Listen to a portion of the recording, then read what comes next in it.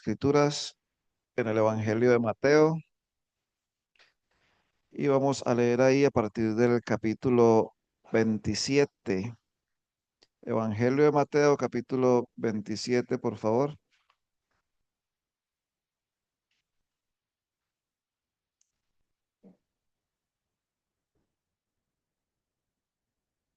Perdón, 26, 36 mejor. Evangelio de Mateo, capítulo 26, versículo 36.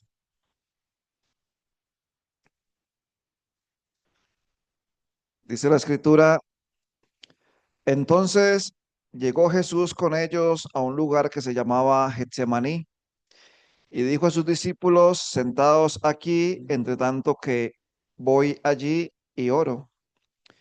Y tomando a Pedro y a los dos hijos de Zebedeo, comenzó a entristecerse y a angustiarse en gran manera. Entonces Jesús les dijo, mi alma está muy triste hasta la muerte. Quedaos aquí y velad conmigo. Yendo un poco adelante, se postró sobre su rostro, orando y diciendo, Padre mío, si es posible, pase de mí esta copa, pero no sea como yo quiero, sino como tú. Vino luego a sus discípulos y los halló durmiendo y dijo a Pedro, ¿así que no habéis podido velar conmigo una hora? Velad y orad para que no entréis en tentación. El espíritu a la verdad está dispuesto, pero la carne es débil. Otra vez fue y oró por segunda vez, Padre mío, si no puede pasar de mí esta copa sin que yo la beba, hágase tu voluntad. Vino otra vez y los halló durmiendo, porque los ojos de ellos estaban cargados de sueño. Y dejándolos se fue de nuevo y oró por tercera vez diciendo las mismas palabras. Entonces vino a sus discípulos y les dijo, dormid ya y descansad. He aquí ha llegado la hora y el Hijo del Hombre es entregado en manos de pecadores. Levantaos, vamos, ved, se acerca el que me entrega.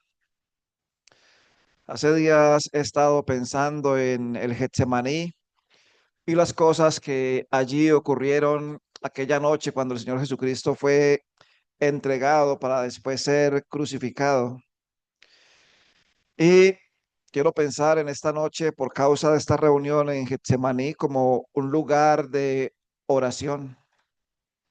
Y era un lugar que sin duda el Señor Jesucristo solía frecuentar con sus discípulos, pero allí en aquella noche era un tiempo bastante especial. Quiero pensar entonces en este lugar de oración como un lugar de mucha reverencia. Y uno lee en Hebreos como hablando del Señor Jesucristo, dice que Él, ofreciendo ruegos y súplicas al que le podía librar de la muerte, fue oído a causa de su temor reverente. Él tenía un temor reverente delante de su Padre. Y no voy a hacerlo en el orden que quisiera esta noche, pero me llama la atención varias cosas de la oración del Señor Jesucristo. Primero, su reverencia. Él, que nunca perdió la comunión con su Padre, él, quien jamás hizo pecado, él, cuya vida fue una vida que podía ah, subir delante de su Padre como olor grato, no perdió la reverencia delante de Dios. Por más comunión que tuviera con su Padre, por más cercanía que hubiera entre los dos, siempre en él había un temor reverente. Y eso me llama especialmente la atención. Y quisiera obviamente pues que también pensáramos en nosotros. Y yo quiero pensar si la cercanía nuestra a nuestro Padre nos ha hecho perder la reverencia que deberíamos tener delante de Él. Yo quiero que usted se pregunte y me lo pregunto a mí mismo, ¿qué tanta reverencia hay de parte mía cuando yo llego delante de Él en oración? Porque muchas veces nuestra irreverencia va acompañada de nuestra rebeldía y de la poca comunión que podemos tener con nuestro Dios. Entre más comunión tengamos, más reverencia va a haber en nuestras vidas al acercarnos delante de Él. Verán, una cosa importante en cuanto al Señor Jesucristo es que cuando los discípulos llegan, los discípulos de Juan llegan al Señor Jesucristo y les dicen que les enseñe a orar como Juan ha enseñado a sus discípulos. Él comienza diciéndoles, bueno, cuando oren diga, Padre nuestro que estás en los cielos, santificado sea tu nombre. Y eso me hace pensar entonces en la necesidad nuestra de entender en la presencia de quien nos encontramos cuando oramos, sea en nuestras oraciones personales, individuales, o sea en nuestras oraciones como cuerpo de Cristo, como la iglesia del Señor. Y esto no tiene solamente que ver con los varones, también tiene que ver con las mujeres y la reverencia que debemos tener y mostrar cuando nos reunimos, especialmente en un día como hoy, para orar. Esta es la reunión de oración y no solamente acá, pero la mayoría de iglesias es la reunión menos asistida. Es más fácil asistir un domingo a la reunión que un miércoles para orar. Y si queremos llamar a esta reunión reunión de oración, uno quisiera entonces que hubiera más tiempo de oración y menos tiempo de otras cosas, ¿verdad? Porque nuestra vida congregacional va a depender mucho del tiempo que como congregación oremos delante de nuestro buen Dios, de nuestro Padre celestial.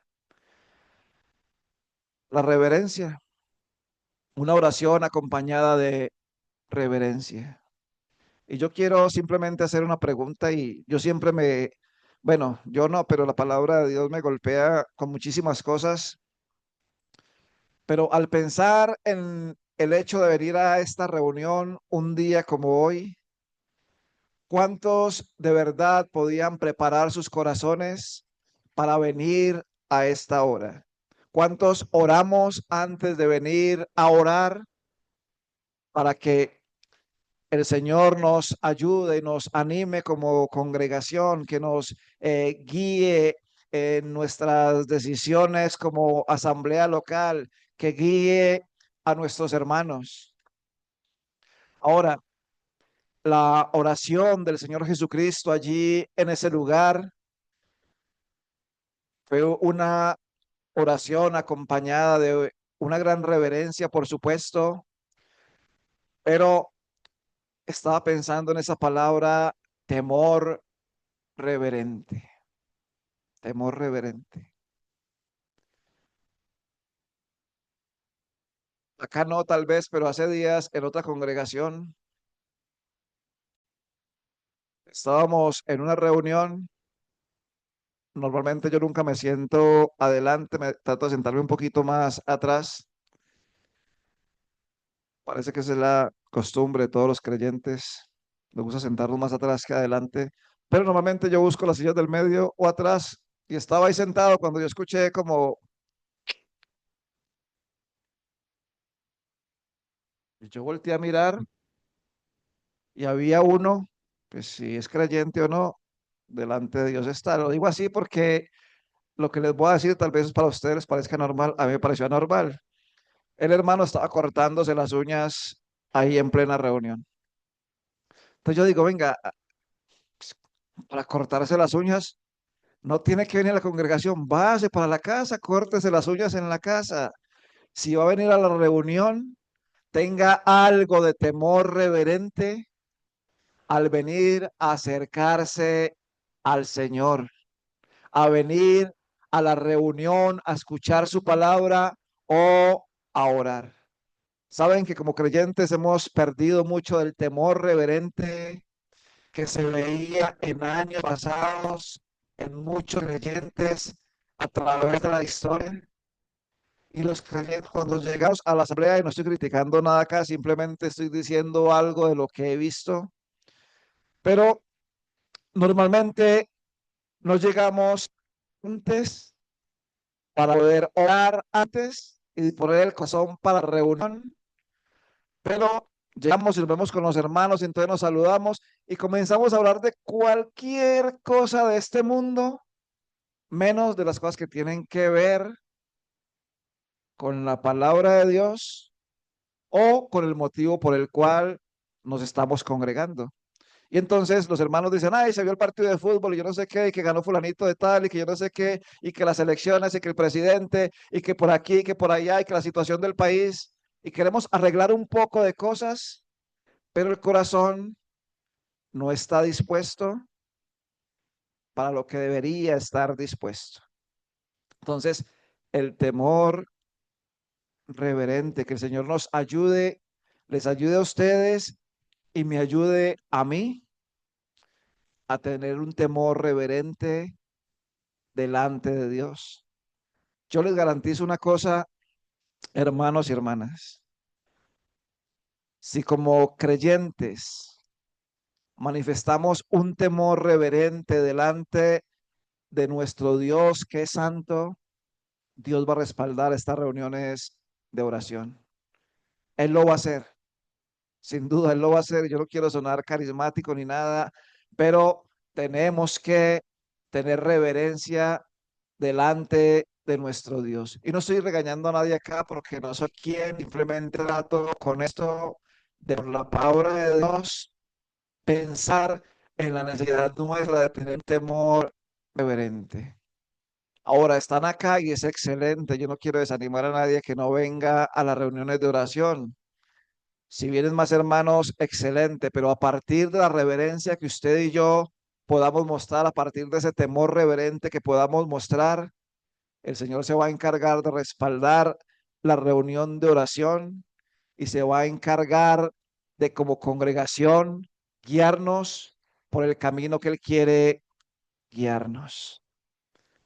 Otra cosa en cuanto al Señor Jesucristo que a mí me asombra y que me hace pensar en muchas cosas, es lo que decía la Escritura. Él dice, mi alma está muy triste hasta la muerte. Él sabía que estaba a pocas horas de ir a enfrentar toda la ira que sobre nosotros debía caer, Él la iba a enfrentar. Y Él se va allí a ese lugar, viene con sus discípulos, 8 discípulos, Judas se ha ido para poder buscar oportunidad para poderle vender, viene con sus 11 discípulos, deja 8 atrás, se va con 3 discípulos adelante, los deja en un lugar y les dice, quédense acá, velen y oren mientras yo voy allí y oro. Y dice, yendo un poco adelante, se postró sobre su rostro, orando y diciendo, Padre, yo no sé qué pasaría si un día nosotros tomamos la decisión de como asamblea tener la reunión de oración de rodillas. Eso es muy carismático, eso solamente lo hacen los pentecostales. ¿No podemos nosotros acaso doblar nuestras rodillas delante de Dios en una reunión de oración? ¿O eso sonará muy extraño, muy raro? No, así no se hace. Pues muchas veces oramos y decimos, Padre, postrados en espíritu, llegamos delante de ti. Bueno, postrémonos de rodillas también entonces, si es verdad que estamos postrados en espíritu. Y usted dirá, no, no, eso no se puede hacer porque se va a hacer una... El Señor Jesucristo podía postrarse sobre su rostro en tierra, con un temor reverente, con lágrimas en sus ojos, con su alma en angustia. Y él podía postrarse y clamar a su Padre. Ahora usted dirá, pues sí, él lo hizo solo, no lo hizo con los otros discípulos. Uno lee en el libro de los Hechos que Pablo, sacando a los discípulos, con algunos discípulos, perdón, en una playa, ellos oraron de rodillas. Y yo no tengo nada en contra de la reunión de oración tal como está, para que me entiendan. Pero lo que digo es, ¿por qué no lo hacemos? Y no estoy diciendo con esto que lo hagan, simplemente es algo que a mí me llama la atención en cuanto a mí. Y muchas veces ahí sentado en la silla, yo he querido arrodillarme delante de Dios. Y algunos dirán, ay, no, pues tan espiritual, véalo cómo se arrodilla. Porque falta el que critique, no falta el que hable. Pero dígame, ¿por qué no se pudiera hacer? Se podría hacer. Simplemente quería expresarlo y pues de manera muy natural yo quiero expresarlo. Ahora, él se postra sobre su rostro y dice, Padre, Padre. Pero uno de los cánticos que entonábamos ahora decía, el cántico, Él es Señor, hablando de la persona del Señor Jesucristo. Él no es solamente Jesús. No oramos simplemente en el nombre de Jesús. Oramos en el nombre del Señor Jesús, porque Él es Señor, Señor de señores, Rey de reyes, Señor sobre cielos, tierra y mar. Él es Señor. Pero normalmente cuando Él fue a orar, siempre dijo, Padre. Y quiero detenerme ahí por 2 minuticos para terminar la reunión. Pero recuerdan la cita que les dije ahora cuando los discípulos llegaron a él diciéndole que les enseñara a orar. Dijo, bueno, cuando oren, digan, Padre nuestro que estás en los cielos. Pero quienes podemos llamarle Padre, somos los que hemos sido redimidos por la sangre del Señor Jesucristo, los que hemos sido hechos hijos suyos por medio de la redención que es en el Señor Jesucristo. Y simplemente acá, yo no quiero en mi vida como creyente ser la copia de ningún otro hermano. Entonces, ustedes me escuchan hablar así, dicen, es como habla así de tosco a veces a los creyentes. Pero yo no quiero ser la copia de ningún otro hermano, ni hablar como él habla, ni caminar como él camina, ni orar como él ora. Yo quisiera en mi vida, en lo posible, tratar de parecerme más al Señor Jesucristo que más a hermanos que nosotros podemos admirar, ¿cierto? Entonces, entre más podamos parecernos al Señor Jesucristo, yo creo que más vamos a crecer y menos nos vamos a decepcionar. Hace muchísimos años había uno, si es creyente o no, yo no lo sé, vuelvo y lo digo porque y no es la misma persona de ahora, pero una persona que admiraba mucho a un creyente Entonces el hermano llegaba a la congregación y se hacía así en el pantalón y se hacía así y se tocaba así. Y el hermano comenzó a caminar exactamente como el otro hermano caminaba. La diferencia es que uno tenía mucha plata y el otro no tenía nada. Y el que no tenía nada quería imitar al que tenía mucha plata. Y quería caminar como él, andar como él, hacer lo que él hacía, pero no le daba. El hermano hacía el ridículo tratando de parecerse al otro hermano. Pero si nosotros procuramos en la vida parecernos a nuestro Señor, no vamos a hacer el ridículo. Vamos a marcar la diferencia en la vida. Ahora usted mira, pero este se desvió por allá a otro lado donde no es. ¿Qué quiero decir con esto? Y es que algo que es cierto es que en la casa los niños muchas veces crecen haciendo las cosas que les ven hacer sus padres, ¿cierto? Y los niños muchas veces escasas tratan de imitar a los papás en muchas actitudes de ellos. Ustedes han visto niños que caminan exactamente como camina el papá. Y la gente dice, ay, camina como el papá, mira, la niña ay, camina como la mamá, hace los mismos gestos que el papá, hace los mismos gestos que la mamá, ¿cierto? Porque los niños tratan de imitar a la persona que ellos admiran. Ahora, simplemente yo quiero que podamos imitar al Señor Jesucristo en cuanto a la forma como Él oraba. Y vez tras vez en las escrituras uno le encuentra a Él diciendo, Padre, en este caso, mío, Padre mío, si es posible, pasa de mí esta copa, pero no sea como yo quiero, sino como tú. Juan capítulo 17, en aquella oración sacerdotal, ustedes van a notar al menos 5 ocasiones en las cuales el Señor Jesucristo habla en oración y dice, Padre. Entonces, simplemente quiero leerlos. Juan 17, versículo 1, Padre, la hora ha llegado. Versículo 4, versículo 5, ahora pues, Padre, glorifícame tú al lado tuyo. Versículo 11, Padre Santo, a los que me has dado, guárdalos en tu nombre. Versículo 21, para que todos sean uno como tú, oh Padre, en mí y yo en ti. Son 6 veces realmente. Versículo 24 dice, Padre, aquellos que me has dado, quiero que donde yo soy también ellos estén. Versículo 25, Padre justo, el mundo no te ha conocido, pero yo te he conocido y estos han conocido que tú me enviaste. Padre,